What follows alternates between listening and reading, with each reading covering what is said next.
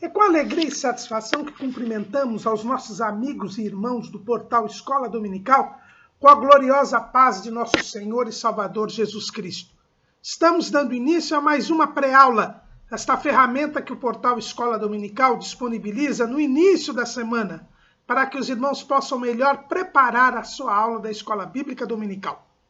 Leiam a revista das lições bíblicas, acessem o site do portal Escola Dominical, onde está o texto de apoio desta aula.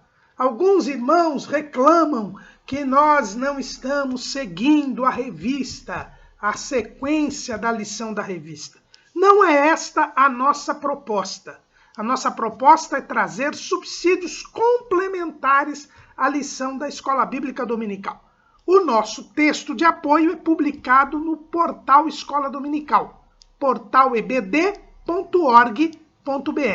Ali o irmão vai encontrar a sequência que nós estamos aqui expondo. Essa é a nossa proposta.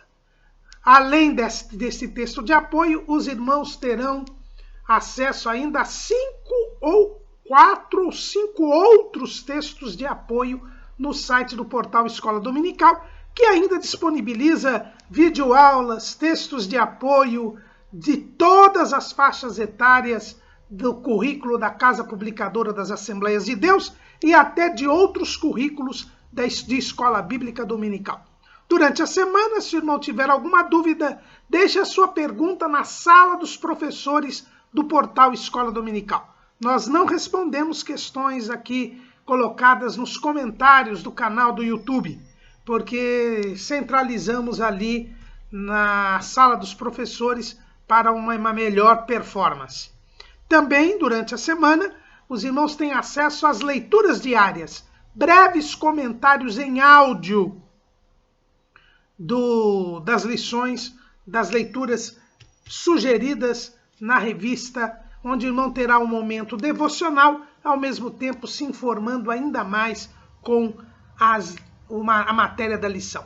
Também, durante a semana, nós postamos nas redes sociais do portal Escola Dominical, no Facebook, no Twitter, e nós tivemos a nossa conta suspensa no Twitter, não é mais @ebdportal, mas é @escola_portal, @escola_portal.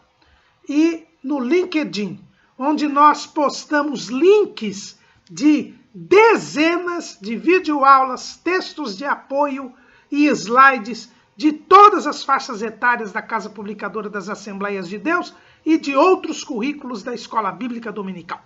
No sábado à noite, nós transmitimos ao vivo, diretamente da Igreja Evangélica Assembleia de Deus, Ministério do Belém, na sede aqui em São Paulo, o estudo preparatório dos amigos e professores da Escola Dominical, às 19 horas, horário de Brasília.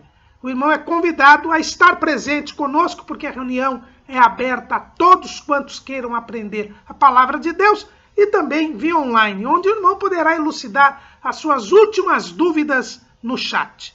Mas tudo isso é a preparação da Escola Bíblica Dominical. Ela só se realiza quando a igreja local se reúne, pois a Escola Dominical é a igreja reunida, ensinando enquanto evangeliza e evangelizando enquanto ensina. Estamos dando início ao segundo trimestre de 2020. Já se foram 3 meses deste ano. E neste segundo trimestre de 2020, nós vamos estudar o tema A Igreja Eleita, redimida pelo sangue de Cristo e selada com o Espírito Santo da promessa. Aqui está a nossa revista e o nosso comentarista é o pastor Douglas Roberto de Almeida Baptista.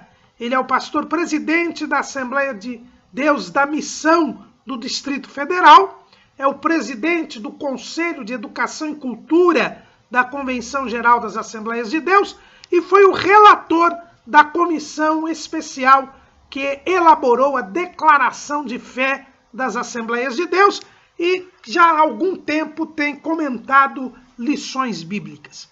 Neste trimestre, nós iremos estudar a carta do apóstolo Paulo aos Efésios. Será um trimestre bíblico. Fazia 21 anos que a escola dominical não estudava a carta aos Efésios. A última vez que nós estudamos a carta aos Efésios foi no 4º trimestre de 1999. E o comentarista naquela ocasião é o hoje consultor teológico da Casa Publicadora das Assembleias de Deus, o pastor Elienay Cabral. A igreja eleita. A carta de Paulo aos Efésios é uma daquelas obras-primas do apóstolo Paulo. Lógico que todos os livros da Bíblia, inspirados que são pelo Espírito Santo, têm o mesmo valor. Mas algumas cartas do apóstolo Paulo, dentre as suas 13 cartas, reconhecidamente dele, existe ainda uma discussão com relação à carta aos Hebreus, mas a verdade é que existem algumas cartas que são chave, como exemplo a carta aos Romanos, que é a carta de maior fôlego do apóstolo Paulo, onde ele trata da salvação. Mas temos a carta aos Efésios. O missionário Orlando Boyer, um dos pioneiros do movimento pentecostal no Brasil, ele chamava a carta aos Efésios de o Evangelho das Regiões Celestiais. E a carta aos Efésios tem como tema a igreja. Paulo explica o que é a igreja, mostra como a igreja se forma, como ela se estrutura e como devem viver os seus membros. Paulo tinha uma ligação muito grande com a cidade de Éfeso, como nós vamos ver ao longo da exposição, e nesta carta ele procura mostrar o que é a igreja. E é esta carta profunda que fala das bênçãos que temos e da posição que tem a igreja agora, desde já, embora no mundo, mas também já com acesso aos lugares celestiais em Cristo. É este o tema deste trimestre. Nós vamos estudar a epístola de Paulo aos Efésios. Vamos começar com o título, né, do nosso trimestre. Né? Hoje nós vamos ver a introdução ao trimestre, como sempre, e a lição de número 1. A lição de número 1, que é uma lição introdutória e que tem como título Carta aos Efésios, Saudação aos Destinatários. Então nós vamos estudar hoje uma visão panorâmica da Carta aos Efésios e depois estudar a saudação, porque como toda epístola, ela tem uma saudação, que é uma apresentação do autor, dos destinatários e do tema. Nós temos depois a parte doutrinária e a parte prática. São assim estruturadas quase sempre as epístolas paulinas. A igreja eleita. Em primeiro lugar, este título nos remete à questão da eleição. Haverá uma lição só sobre a eleição e a predestinação, que é a lição de número 3, mas quando nós temos o título A Igreja Eleita, nós já temos que enfrentar esta questão. Quando falamos em igreja eleita, estamos falando em eleição, e eleição quer dizer escolha. Deus é um ser moral, é um ser que discerne o certo e o errado. Na verdade, é o ser que estabelece o que é certo e o que é errado. E é nesse estabelecimento do que é certo e do que é errado que Deus faz escolhas. E uma das escolhas que Deus fez foi a de querer salvar o homem através de Jesus Cristo. Foi uma escolha que Deus fez. E o apóstolo Paulo fala disso na epístola aos Efésios. Ele diz assim: Efésios 1 e 3. Bendito o Deus e Pai de nosso Senhor Jesus Cristo, o qual nos abençoou com todas as bênçãos espirituais nos lugares celestiais em Cristo, como também nos elegeu nele antes da fundação do mundo, para que fôssemos santos e irrepreensíveis diante dele em amor. Então aqui o apóstolo Paulo, logo no introito da sua carta, nos diz que Deus, o Pai, fez uma escolha, a de salvar o homem na pessoa de Jesus Cristo, para que nós fôssemos em Cristo santos e irrepreensíveis diante do Pai em amor. Então há uma escolha de Deus, e esta escolha, o apóstolo nos diz que foi antes da fundação do mundo.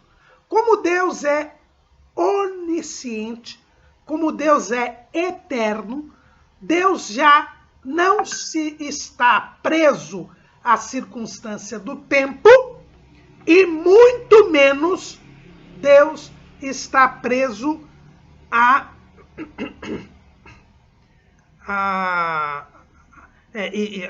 surpresa. Deus é eterno. Então, se Deus é eterno, ele sabe de antemão o que vai acontecer. Por isso, antes mesmo que ele criasse o mundo, ele já sabia que o homem seria criado, que o homem pecaria e que ele precisaria ser salvo. E Deus, então, antes mesmo de criar o mundo, já decidiu salvar o homem, e salvar o homem através de Jesus Cristo, para que em Cristo nós fôssemos santos e irrepreensíveis diante do Pai em amor. Então, por isso que o título do nosso trimestre é a Igreja Eleita. Nós somos escolhidos, a igreja é este povo formado por Jesus. Jesus, quando revelou a igreja, lá em Cesareia de Filipe, ele disse: edificarei a minha igreja. Então, esta igreja, que é o tema da carta aos Efésios, ela foi escolhida por Deus Pai para que em Cristo fosse santa e irrepreensível diante do Pai em amor. Então, esta eleição é a escolha não de indivíduos. Deus não escolheu previamente alguém para ser salvo ou alguém para não ser salvo. Ele escolheu um povo, que é a igreja. E este povo, em Cristo, é feito santo e irrepreensível diante dele em amor. Quem crer em Cristo vai fazer parte deste povo. E é dada a oportunidade real a todos os homens para crerem em Cristo e serem santos e irrepreensíveis diante do Pai em amor. O subtítulo do nosso trimestre diz: redimida pelo sangue de Cristo e selada com o Espírito Santo da promessa. E para explicar este subtítulo, nós também já vamos aqui analisar a capa do trimestre. A capa do trimestre nos apresenta um rolo, uma coroa de espinhos e um selo em que existe a figura de um leão coroado. É interessante ver também que este selo é vermelho e há algumas como que gotas de sangue nesta figura. Esta ilustração muito bela e que é de autoria, aqui nós não temos o autor, o nome do autor, nós só temos que o diagramação, a capa, né, pelo jeito é da autoria da Natani Silvares. Ou Natani Silvares, né, é um nome comum de dois, não sabemos se é um irmão ou uma irmã. representa esse rolo, naturalmente nos indica a carta, né? As cartas eram escritas em rolos, os livros são rolos, né? Lembra lá de Jesus na sinagoga de Nazaré, que abriu o rolo do profeta Isaías. Então esta carta, esse rolo, significa a carta que Paulo escreveu aos Efésios. Paulo estava preso na cidade de Roma, sua primeira prisão, quando escreveu esta carta. Esta carta é uma das 4 cartas da prisão. É a primeira prisão de Paulo em Roma. Ele escreveu 4 cartas. A carta aos Efésios, a carta aos Colossenses, a carta aos Filipenses e a carta a Filemon. Estas 4 cartas foram escritas por Paulo na prisão. E existem algumas evidências na própria carta de que ela foi escrita na prisão. A primeira é lá em Efésios capítulo 3, versículo 1. Por esta causa eu, Paulo, sou o prisioneiro de Jesus Cristo por vós, os gentios. Então ele diz que ele é prisioneiro. No capítulo 4, versículo 1, Paulo diz assim: rogo-vos, pois eu, o preso do Senhor, que andeis como é digno da vocação com que fostes chamados. Né? Também no capítulo 6, no versículo 20, Paulo diz assim: pelo qual sou embaixador em cadeias, para que possa falar dele livremente, como me convém falar. Então, nesses 3 versículos, nós vemos Paulo dizendo que estava preso, dando indicação de que ele estava preso. E ainda, no capítulo 3 e no versículo 13, o apóstolo diz: portanto vos peço que não desfaleçais nas minhas tribulações por vós, mostrando que ele passava por um período aflitivo. Então estas 3 passagens mostram que Efésios realmente foi uma carta que Paulo escreveu na prisão. E esta primeira prisão ocorreu entre os anos 60 e 61, quando ele já estava em Roma. Esta prisão é a prisão mencionada no livro de Atos dos Apóstolos. Né? Ele foi a Jerusalém, em Jerusalém ele é preso, ele fica algum tempo em Cesareia e depois ele é mandado a Roma, onde ele fica em uma prisão domiciliar, conforme o capítulo 28 de Atos. Então, o rolo simboliza esta carta. Agora, o tema da carta. É interessante que este rolo está selado. E este selo está com a figura de um leão dourado. É um selo vermelho, que está na figura de um leão dourado, e em cima, de um leão coroado, desculpe, e em cima dessa selo existe uma coroa de espinhos. E o nosso subtítulo diz: redimida pelo sangue de Cristo e selada com o Espírito Santo da promessa. E isso nos remete ao que Paulo diz quando afirma em primeiro lugar que a igreja foi eleita em Cristo. Veja bem, o qual nos abençoou com todas as bênçãos celestiais nos lugares celestiais em Cristo, como também nos elegeu nele. Quer dizer, nos elegeu em Cristo. Este leão coroado aqui do selo representa o próprio Jesus, que é chamado em Apocalipse 5:5 de leão da tribo de Judá.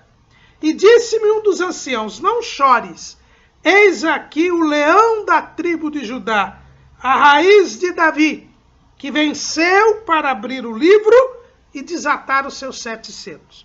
Então, logicamente que esse livro que está falando aqui, o livro do Apocalipse, não tem nada a ver com a carta aos Efésios. Mas a figura aqui, desse leão coroado, fala de Jesus, o leão da tribo de Judá, que venceu. E venceu como? sacrificando a si mesmo. O sangue de Jesus é que congregou os homens na igreja. Quem diz isto é o próprio apóstolo Paulo na sua carta aos Efésios. Lá em Efésios, capítulo 2, versículo 13.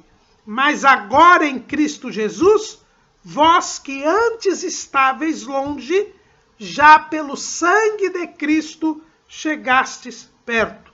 Porque ele é a nossa paz, o qual de ambos os povos fez um, e derribando a parede de separação que estava no meio, na sua carne, desfez a inimizade, isto é, a lei dos mandamentos, que consistia em ordenanças para criar em si mesmo dos dois um novo homem, fazendo a paz, e pela cruz reconciliar ambos com Deus em um corpo, matando com ela as inimizades. Então o apóstolo Paulo ele diz que Jesus Cristo, ao se sacrificar por nós na cruz do Calvário, derramando o seu sangue, ele trouxe os homens que estavam longe de Deus para perto de Deus. Tanto judeus quanto gentios estavam longe de Deus por causa do pecado. Mas pelo sangue de Cristo, eles agora podem se aproximar de Deus. E não há mais divisão entre judeus e gentios. Paulo diz aqui que houve a derrubada da parede da separação que havia no meio. E aí então ele faz uma alusão ao templo de Jerusalém. No segundo templo de Jerusalém, o pátio do templo tinha sido dividido.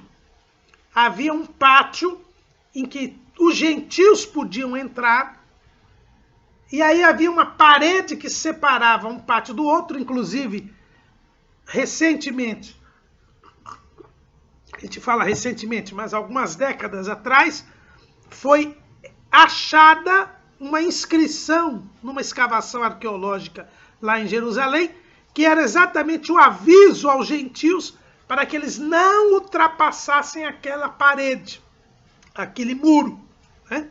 E ali então os gentios ficavam separados ali naquele muro dos judeus no templo de Jerusalém. E Paulo, fazendo alusão a esta parede, diz que Jesus tirou a separação que havia também entre judeus e gentios, e eles então, por Cristo, formam um novo povo. Formam um novo povo que tem novos homens, um corpo que é a igreja. Então, a coroa de espinhos nos fala do sacrifício de Jesus na cruz do Calvário, o derramamento do seu sangue. Por isso estas gotas de sangue aqui na capa.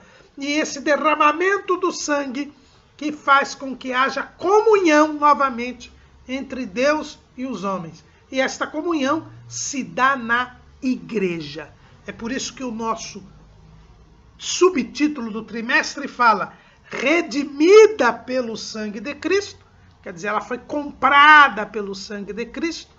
O sangue de Jesus é que nos pagou o preço para que nós pudéssemos novamente ter comunhão com Deus. É por isso que Jesus diz lá na cruz: está consumado, telestestai, que quer dizer está quitado o preço. E o apóstolo Paulo fala disso também na carta aos Colossenses. É interessante que a carta aos Colossenses foi escrita na mesma época da carta aos Efésios. Então elas são cartas irmãs, né? Uma e outra falam dos mesmos assuntos com outras palavras. Portanto, uma completa a outra. Durante esse trimestre, vez ou outra, nós vamos nos reportar a carta aos Colossenses, porque elas foram escritas na mesma época. E lá em Colossenses 1:14, ele diz assim, eu vou ler 1:13. Ele nos tirou da potestade das trevas e nos transportou para o reino do Filho do seu amor, em quem temos a redenção pelo seu sangue, a saber, a remissão dos pecados. Então, o apóstolo Paulo aqui, e ainda no versículo 20, ele diz assim: e que havendo por ele feito a paz pelo sangue da sua cruz, por meio dele reconciliasse consigo mesmo todas as coisas, tanto as que estão na terra como as que estão no céu. Então aqui o apóstolo Paulo também fala que o sangue de Jesus proporcionou a reunião, a reconciliação do homem com Deus, né? Nos trouxe a paz. E ele ainda afirma que é na cruz que nós temos o pagamento das nossas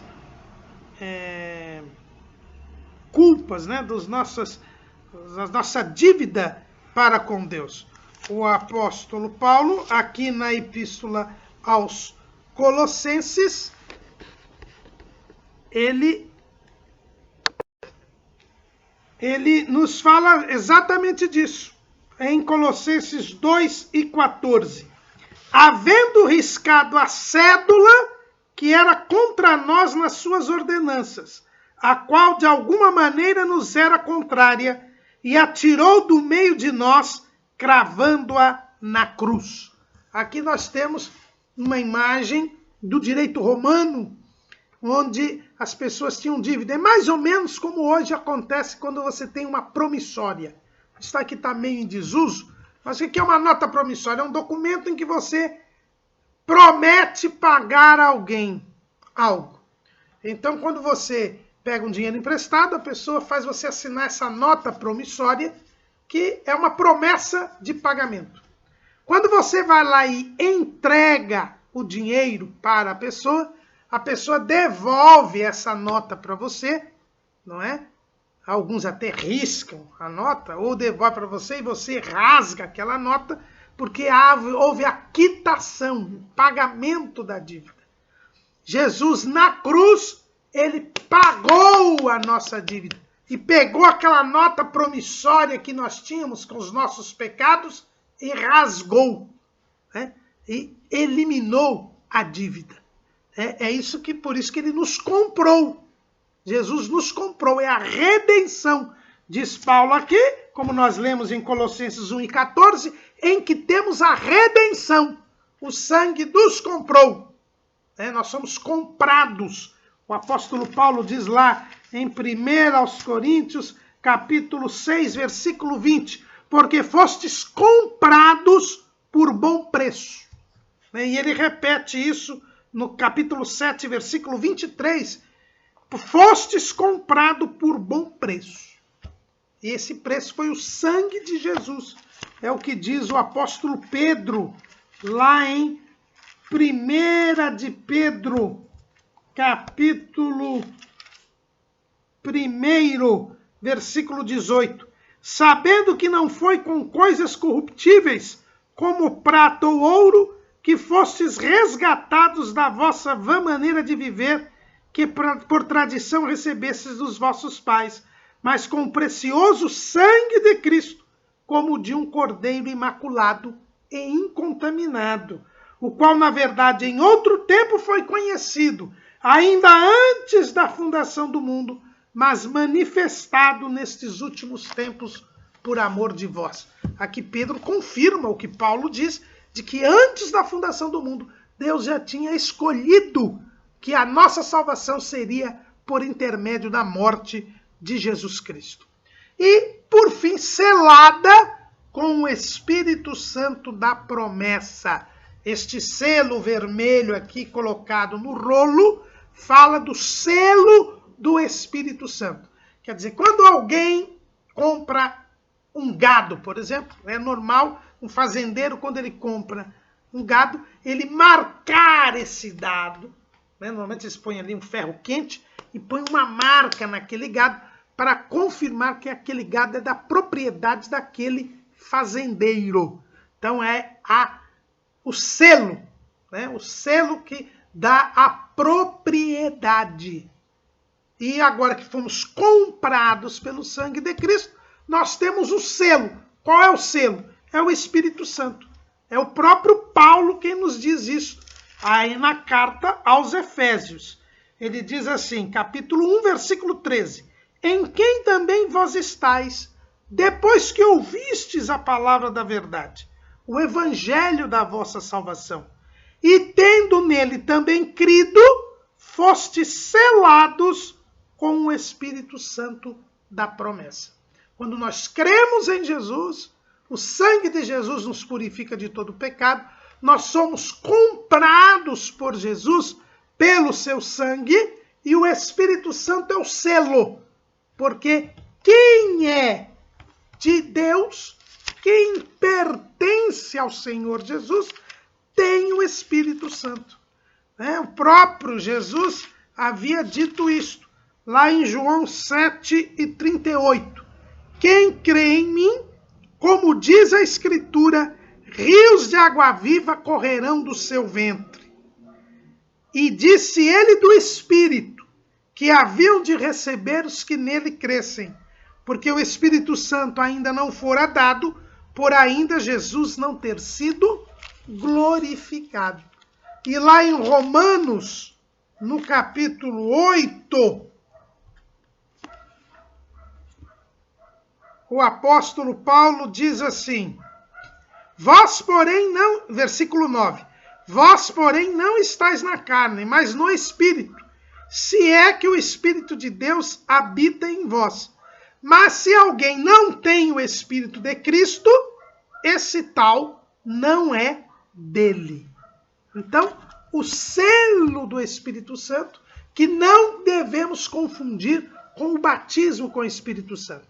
Existe aí uma expressão equivocada que diz que a pessoa que é batizada com o Espírito Santo, ela é selada. Mas não é verdade. Quem é salvo é selado com o Espírito Santo. Todo salvo, todo aquele que crê em Jesus, que é comprado por Jesus pelo seu sangue, ele é selado com o Espírito Santo da promessa. Porque quem não tem o Espírito de Cristo, esse não é dele, diz o apóstolo Paulo. E o próprio Jesus disse que quem cresce nele teria o Espírito Santo. É por isso que no dia da ressurreição, à tarde do domingo da ressurreição, Jesus soprou sobre os discípulos e disse, recebei o Espírito Santo. Está lá em João, capítulo 20, versículo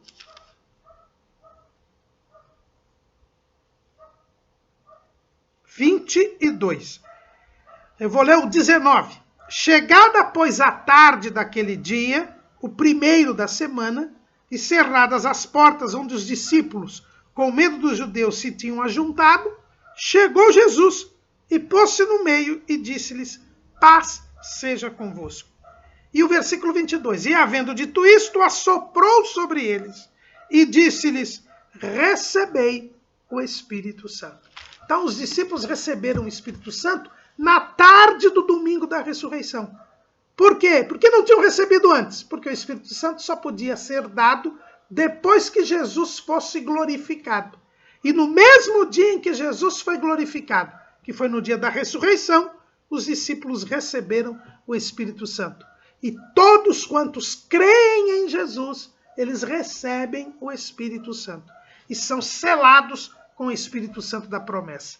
Esta igreja eleita, ela foi comprada pelo sangue de Cristo e ela foi selada com o Espírito Santo da promessa.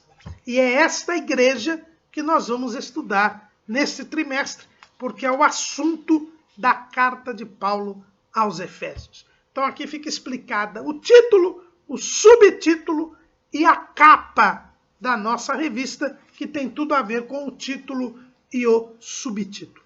Nesse trimestre, como nós vamos estudar uma carta do apóstolo Paulo, nós vamos ter 3 blocos. Esse primeiro bloco, que é só a lição 1, que é a introdução, uma visão panorâmica da carta e a análise da saudação, da apresentação da carta. Depois, nós vamos ter o segundo bloco, que vai estudar a parte doutrinária da carta. que vai ocupar das lições 2 até a lição 10. É uma parte profunda, embora sucinta, não tão longa quanto Romanos. A parte doutrinária da carta aos Efésios é muito profunda, porque mostra toda a essência, toda a substância, toda a forma e toda a causa eficiente da igreja. E, por fim, nós vamos estudar a parte prática da epístola, nas lições 11 a 13. É a parte prática, onde se fala das atitudes, das condutas que deve ter a igreja. Isso porque uma epístola, o que é uma epístola? A carta aos Efésios é uma epístola. Uma epístola, a gente chama de carta, mas na verdade a epístola é um tipo de carta. A epístola, ela é uma carta que não é tão pessoal. A epístola é uma carta onde há o debate e a discussão de vários temas de uma forma um pouco impessoal. Então, por isso que as cartas do apóstolo Paulo são chamadas de epístolas, porque não são cartas de cunho pessoal, de cunho particular. O apóstolo Paulo, embora existam passagens que revelem esta pessoalidade do apóstolo, na verdade, nós temos aqui alguns ensinos do apóstolo para os destinatários da carta. Então, ele escreve a carta para ensinar, para tirar dúvidas doutrinárias, para apresentar, como aqui na carta aos Efésios, revelações que ele teve da parte de Deus sobre a compreensão do que seja a igreja. Ele mesmo fala disso aqui na carta aos Efésios. No capítulo 3, ele diz assim: por esta causa eu, Paulo, sou prisioneiro de Jesus Cristo por vós, os gentios, se é que tendes ouvido a dispensação da graça de Deus, que para convosco me foi dada. Como me foi este mistério manifestado pela revelação, como acima em pouco vos escrevi, pelo que, quando ledes, podeis perceber a minha compreensão do mistério de Cristo. Então, veja bem, ele escreve esta epístola não tanto para saber como estão os efésios, não tanto para saber para dizer para os efésios como ele está. Ele tem um propósito muito mais além do que uma simples troca de informações. E é essa a diferença entre as cartas simples e a epístola. Na epístola, nós temos a discussão de temas, de assuntos importantes, e aqui o mistério de Cristo, que é a igreja. Esse é o assunto da carta aos Efésios. Ele mesmo diz qual é a compreensão que Paulo tem do mistério de Cristo, como lhe foi revelado pelo Espírito Santo. Então esse é o assunto da carta aos Efésios. É falar sobre a igreja, qual a revelação que Deus deu a Paulo a respeito da igreja. E tinha que ser a Paulo que tivesse de ser dada esta revelação, porque Paulo foi escolhido para ser o apóstolo dos gentios. Ele mesmo se intitula assim. Ele é o apóstolo dos gentios. Ele é a pessoa escolhida por Deus para levar a mensagem do evangelho aos gentios. Foi isto que o próprio Jesus disse para Ananias, ainda lá em Damasco. No terceiro dia que Paulo havia se convertido, Deus revela a Ananias que ele havia escolhido Paulo para isso. Atos capítulo 9, versículo 15.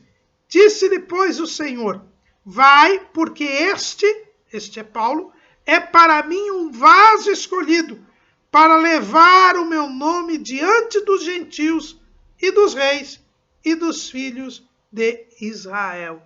Então, Deus escolheu Paulo para levar o evangelho aos gentios.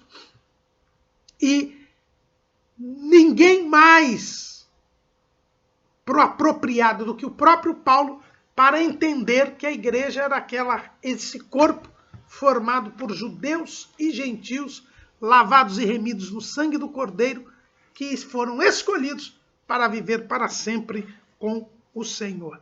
Então aqui nós temos esse é o tema da carta. Nós já vimos que a carta que é uma epístola, né? Por isso que é uma epístola, né? Uma epístola é uma carta onde há discussão de vários temas, onde há debates, além do que uma mera troca de informações entre o remetente e os destinatários. A carta aos Efésios, como nós já dissemos, foi escrita entre os anos 60 e 61, na cidade de Roma, onde Paulo estava preso. Esta primeira prisão, Paulo foi solto. Foi solto desta primeira prisão. A segunda prisão, quando ele escreve 2 Timóteo, é a prisão em que Paulo acaba se tornando um mártir, é morto por causa da fé em Jesus Cristo. A carta aos Efésios, ela é escrita para a igreja que está em Éfeso. É o que nós lemos aqui em Efésios 1:1. Paulo, apóstolo de Jesus Cristo, pela vontade de Deus, aos santos que estão em Éfeso e fiéis em Cristo Jesus. Então, uma carta escrita por Paulo à igreja que estava em Éfeso. Esta igreja começou com o apóstolo Paulo, né? Na verdade, você tinha lá em Éfeso já 12 discípulos, mas esses discípulos só conheciam o batismo de João, haviam se convertido para esperar o Messias, porque esta era a pregação de João Batista, e Paulo chega a Éfeso e lá faz um profícuo, maravilhoso trabalho. E Éfeso era uma cidade com cerca de 300 mil habitantes naquela época. Era a segunda maior cidade do Império Romano. Era a capital da província da Ásia. Éfeso fica hoje onde é a Turquia. E era um centro de idolatria terrível, porque ali existia o templo da deusa Diana, o nome latino da Diana e o nome grego Ártemis. E era um grande centro de idolatria. E era uma cidade também, que a Bíblia nos mostra, no livro de Atos, que era um centro de magia, um centro de magia negra, tanto que muitos feiticeiros se converteram durante a pregação de Paulo. Então, o que nós percebemos aqui é que era uma cidade importantíssima do Império Romano, onde se construiu uma importante igreja, e Paulo foi o evangelizador. Éfeso foi o lugar onde Paulo mais tempo ficou. A Bíblia diz que ele ficou 3 anos em Éfeso. E as ligações de Paulo com esta igreja são muito grandes. Primeiro, além dele ter fundado e ter ficado muito tempo lá, o apóstolo ainda afirma que o cuidado de Paulo com essa igreja se revela além da sua estada lá. Quando ele está indo para Jerusalém,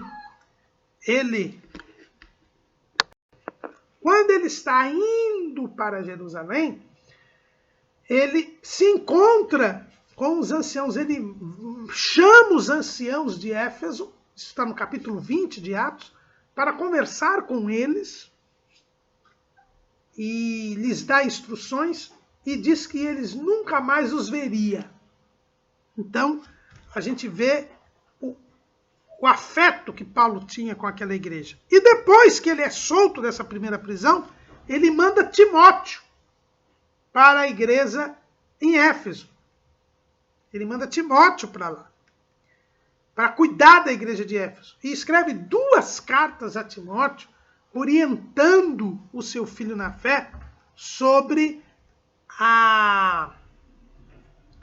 como ele deveria se portar diante da igreja de Éfeso. A mostrar, portanto, o cuidado que o apóstolo Paulo tinha com esta igreja. Mas existem alguns estudiosos da Bíblia que acham que esta carta não foi dirigida aos Efésios. Isso porque alguns manuscritos não têm esta expressão Éfeso no primeiro versículo aqui, logo no começo da carta. Está escrito assim: Paulo, apóstolo de Jesus Cristo, pela vontade de Deus, aos santos que estão e fiéis em Cristo Jesus. Então, não existe a palavra Éfeso aí. Por causa disso, porque alguns manuscritos não têm a palavra Éfeso, alguns estudiosos entendem que esta carta que Paulo mandou seria uma carta circular. O que é uma carta circular? É uma carta que é encaminhada para várias pessoas. Isso acontece muito, por exemplo, na igreja, o pastor presidente manda uma carta para todos os dirigentes da congregação ou para todos os obreiros, né? Então esta carta tem o mesmo conteúdo, mas não é dirigida a alguém especificamente. Então alguns acham que Paulo mandou essa carta para Éfeso, mas também teria mandado esta carta para muitas outras igrejas, né? E procuram se basear nisso, mencionando o que está escrito lá na carta aos Colossenses, que, como eu disse para os irmãos, foi escrita na mesma época, quando Paulo diz assim lá em Colossenses 4 e 16.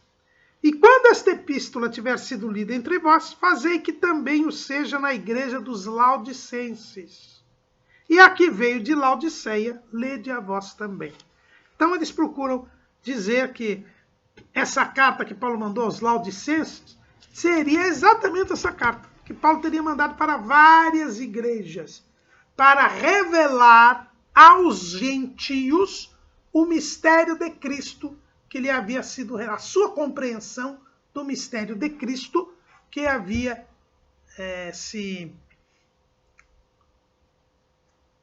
sido revelado a ele pelo Espírito Santo. Então, Paulo teria mandado uma carta circular. Como a igreja de Éfeso era a mais importante da época, havia uma ligação de Paulo, ela teria sido preservada mais do que as outras, então a carta acabou ficando sendo aos Efésios.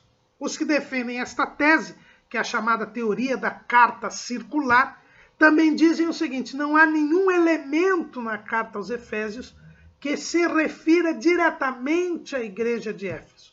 O que acontece, por exemplo, na própria carta aos Romanos. Apesar do tema da carta aos Romanos ser um tema geral, né, que é a salvação, ele, no final da carta, ele saúda os irmãos que estão em Roma, ele fala da intenção dele de que a igreja de Roma o mandasse como missionário para a Espanha. Ou seja, a carta, apesar do tema geral, foi dirigida à igreja de Roma. E não haveria nada aqui na carta aos Efésios que se dissesse diretamente, se relacionasse diretamente com a igreja de Éfeso, apesar de Paulo ter ficado 3 anos na cidade de Éfeso. Então, por causa disso, esses adeptos da teoria circular acham que a carta não foi originariamente endereçada apenas à igreja de Éfeso, mas a várias igrejas, para que Paulo mostrasse aos crentes a compreensão que ele tinha do mistério de Cristo. De qualquer maneira, nós temos manuscritos que se referem a Éfeso, e se ela não foi dirigida só a Éfeso, também foi dirigida a Éfeso, e isto é apenas aqui algo para nosso conhecimento, que não tira nada do conteúdo da carta e dos seus objetivos. Lembrando que em Éfeso nós temos o apogeu do ministério de Paulo, porque Paulo, ele, conforme está escrito lá em Atos 19 e 11, e Deus, pelas mãos de Paulo, fazia maravilhas extraordinárias. Não houve um lugar, outro, como Éfeso, em que Paulo foi tremendamente usado pela palavra, pelo poder de Deus, com o poder de Deus. Como nós dissemos, as cartas de Paulo, as epístolas de Paulo, elas têm mais ou menos uma estrutura, né? Ela tem uma primeira, como toda epístola, né? A primeira parte, que é uma apresentação, uma saudação, em que Paulo se apresenta aos destinatários e diz quem são os destinatários. Depois nós temos uma parte doutrinária, em que o apóstolo Paulo se traz ensinamentos para os seus destinatários, às vezes, como por exemplo na carta aos Coríntios, aproveita os problemas que existiam e os questionamentos que foram feitos para trazer ensinos. Às vezes, como na carta aos Romanos, não havia problemas detectados antes, mas ele traz um assunto a ser tratado.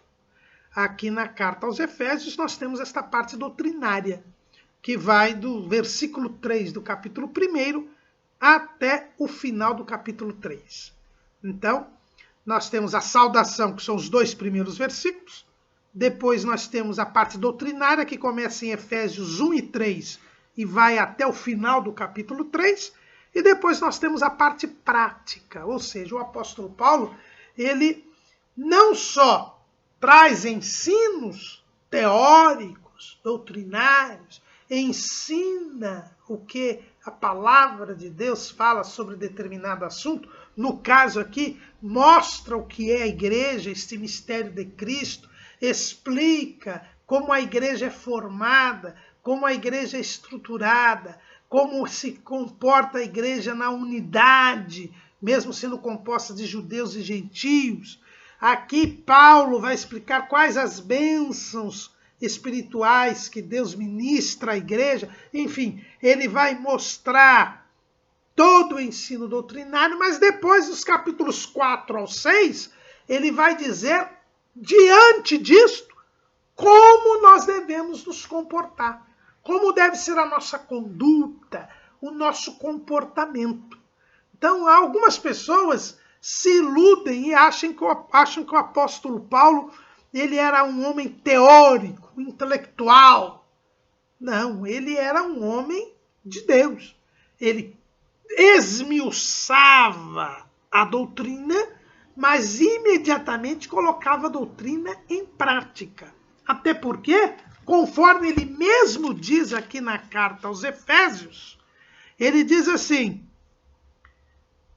capítulo 2, versículo 8, porque pela graça sois salvos, por meio da fé. Isso não vem de vós, é dom de Deus. Não vem das obras, para que ninguém se glorie. Porque somos feitura sua, criados em Jesus Cristo para as boas obras, as quais Deus preparou para que andássemos nelas. Então a vida espiritual, a vida cristã, ela não tem apenas conceitos, não.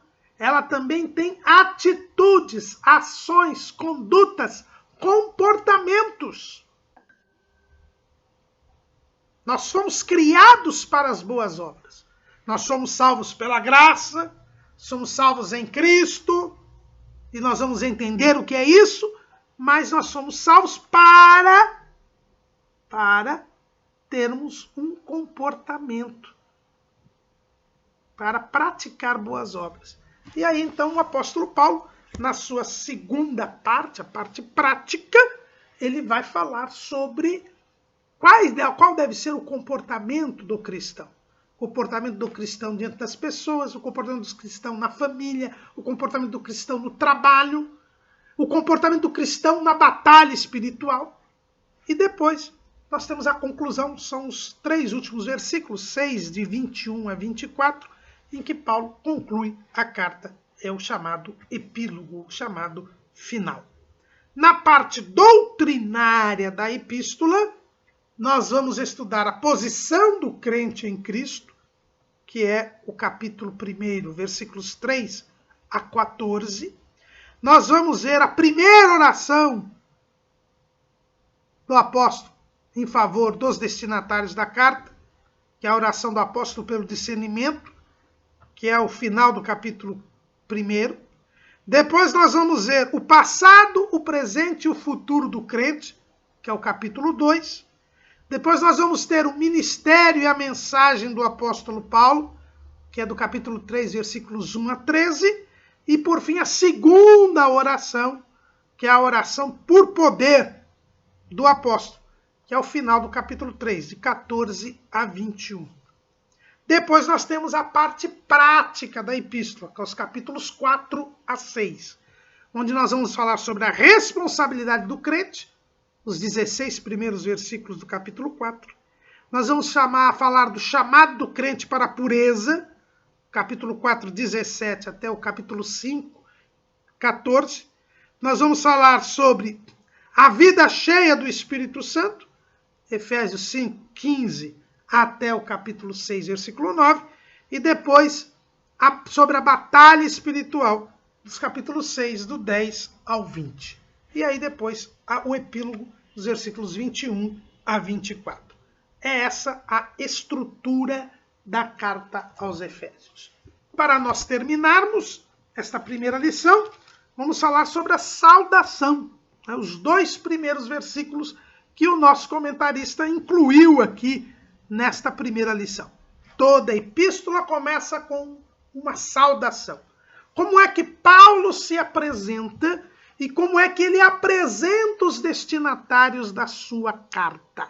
É interessante. A gente tem que saber quem está escrevendo e para quem ele está escrevendo.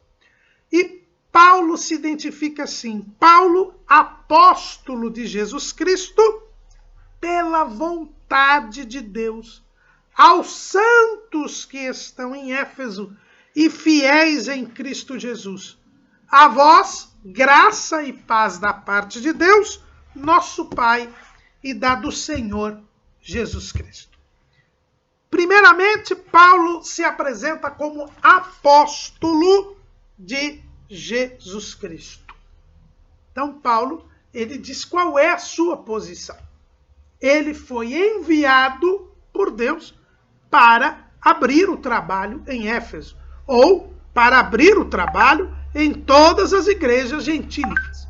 É verdade que o evangelho começou a ser pregado aos gentios por Pedro, lá na casa de Cornélio. Por quê? Porque foi este como que um prêmio que o apóstolo Pedro recebeu por ter recebido a revelação do Pai de que Jesus era o Cristo, o Filho do Deus vivo.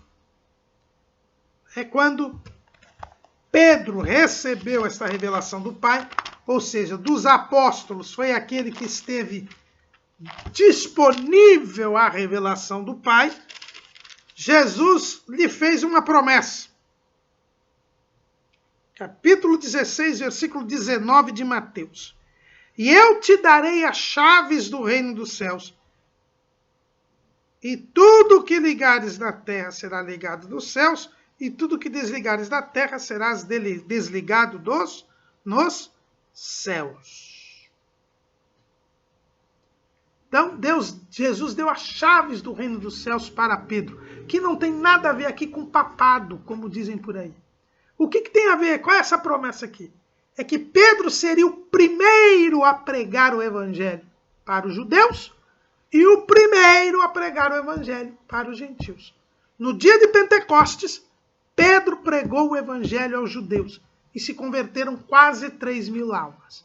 Na casa de Cornélio, Pedro pregou o evangelho para Cornélio e os seus, e o povo e os primeiros gentios se converteram.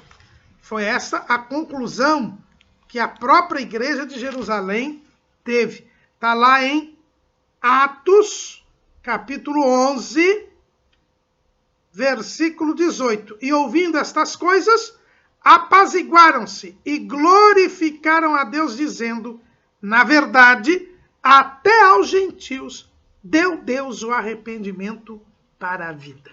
Então, Pedro, por essa promessa de Jesus, abriu as portas do evangelho para os judeus e para os gentios. Mas Pedro foi chamado para pregar aos judeus e não para os gentios. O próprio apóstolo Paulo diz isso. Gálatas capítulo 1, versículo 7. Antes, pelo contrário, quando viram que o evangelho da incircuncisão me estava confiado, como a Pedro o da circuncisão. Porque aquele que operou eficazmente em Pedro para o apostolado da circuncisão, esse operou também em mim com eficácia para com os gentios. Então, Paulo foi chamado e enviado por Deus, por Jesus, para pregar o evangelho aos gentios. Nós lemos aqui já hoje, em Atos 9:15, que isto é o que Jesus fala a Ananias, para que ele fosse orar por Paulo, que estava orando, tinha 3 dias de convertido, porque ele havia sido escolhido para pregar o evangelho aos gentios. Lá em Romanos 11:13, o apóstolo Paulo se identifica como o apóstolo dos gentios. Porque convosco falo, gentios, que enquanto for apóstolo dos gentios, glorificarei o meu ministério. Então, Paulo, ele se identifica aqui como o apóstolo de Jesus Cristo, pela vontade de Deus. Então, ele foi enviado para pregar aos gentios. Então, ele tinha autoridade para escrever esta epístola. Ele não era apóstolo por sua própria vontade, como os apostolos de hoje. Hoje nós temos apostolos por aí.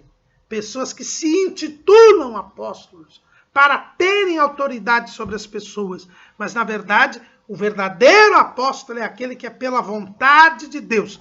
E Paulo era apóstolo de Jesus Cristo pela vontade de Deus. E ele escrevia a quem? Ele escrevia aos santos. E aqui nós já temos a primeira e indispensável característica que deve ter a igreja. A igreja, ela é santa. Santa. É interessante que nós, quando abrimos aqui a nossa declaração de fé, nós vemos lá no item 8. Cremos na igreja, que é o corpo de Cristo, coluna e firmeza da verdade, una, santa e universal Assembleia dos fiéis, remidos de todas as eras e de todos os lugares, chamados do mundo pelo Espírito Santo para seguir a Cristo e adorar a Deus. Esse item tem a sua origem no credo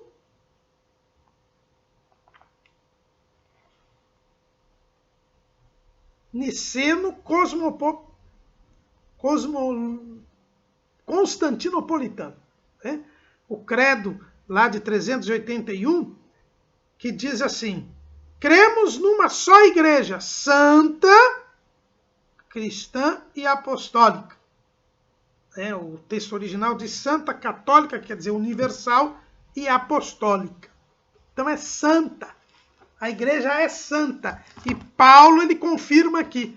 Ele está escrevendo para os santos. Ninguém pode ser membro da igreja se não for santo.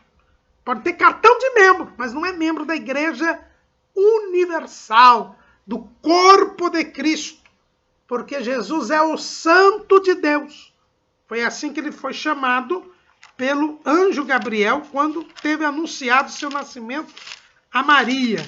Lucas